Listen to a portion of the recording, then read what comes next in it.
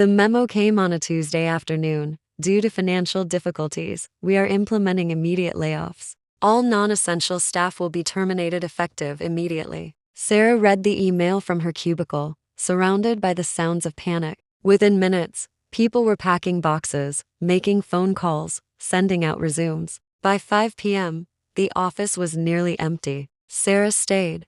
She wasn't essential staff. She was expendable. She was the person no one had lunch with, the person whose jokes fell flat in meetings, the person whose ideas were consistently overlooked. For 3 years at Brennan Marketing, Sarah had been invisible, or worse, she'd been the target of subtle mockery. Her coworker Derek had a nickname for her, Sarah the Snail, because she worked methodically rather than quickly. The sales team would laugh when she presented ideas, as if her contribution was inherently amusing. The management had passed her over for promotions 3 times, always choosing people who were louder, flashier, more culturally aligned. But Sarah loved this work. She loved the strategic planning, the careful analysis, the small victories when a campaign succeeded. She loved the company's product's sustainable technology that actually made a difference. She'd stayed through the mockery because she believed in something larger than herself. Now, as everyone fled, Sarah remained at her desk. The CEO, Michael, found her at PM, still working.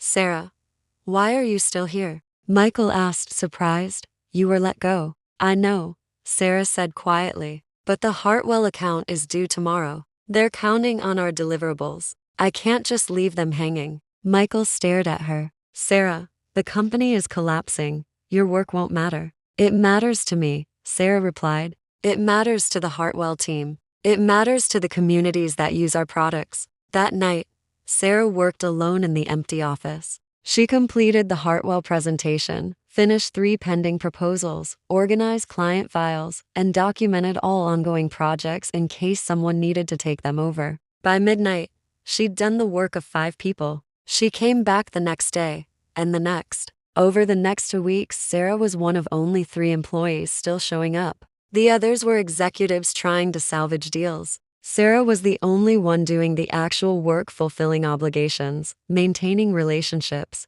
keeping the company's reputation intact. Then something unexpected happened. A major client, impressed by Sarah's dedication and the quality of her work during the chaos, decided to invest in the company. They believed in the leadership and the people behind the brand. They offered funding to keep Brennan Marketing afloat. Michael called an emergency meeting with the remaining staff. "We're not going under," Michael announced. "We've secured investment, we're restructuring, but we're surviving. And it's because of Sarah." He turned to her. "Sarah, you stayed when everyone else left. You fulfilled your obligations when you had every reason to abandon them. You represented this company's values when it would have been easier to walk away." Michael paused, his voice heavy with regret. "I owe you an apology.